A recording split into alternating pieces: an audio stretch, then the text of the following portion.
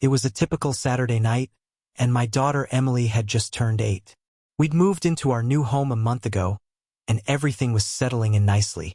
Emily had always been a very social child, so when she told me she had a new friend named Charlie, I wasn't too concerned. She described him as a boy who looked just like her, with brown hair and a red shirt.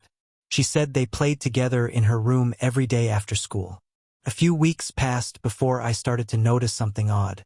Emily would be talking to Charlie in the other room, but when I'd check, there was no one there. She insisted he was real, even showing me the space next to her on the couch where he would sit. One night, I heard laughter coming from her room long after she was supposed to be asleep.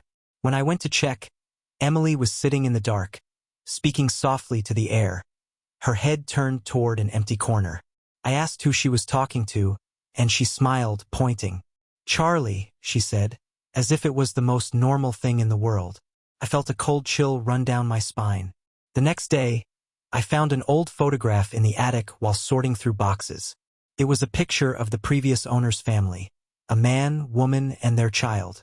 The boy in the picture looked exactly like Emily's Charlie.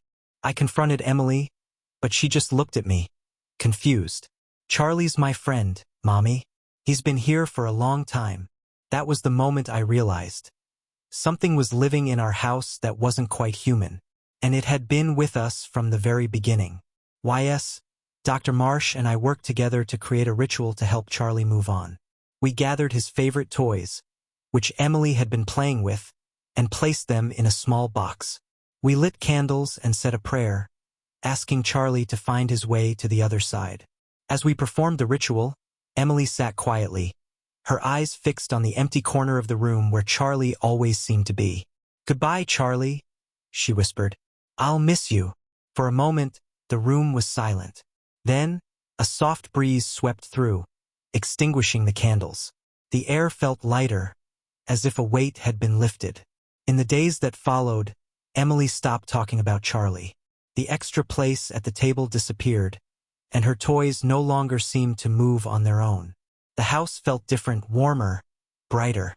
But sometimes, late at night, I swear I can still hear the faint sound of a child's laughter echoing through the halls. And I wonder if Charlie ever truly left, or if he's still here, watching over us, an unseen guest in our home.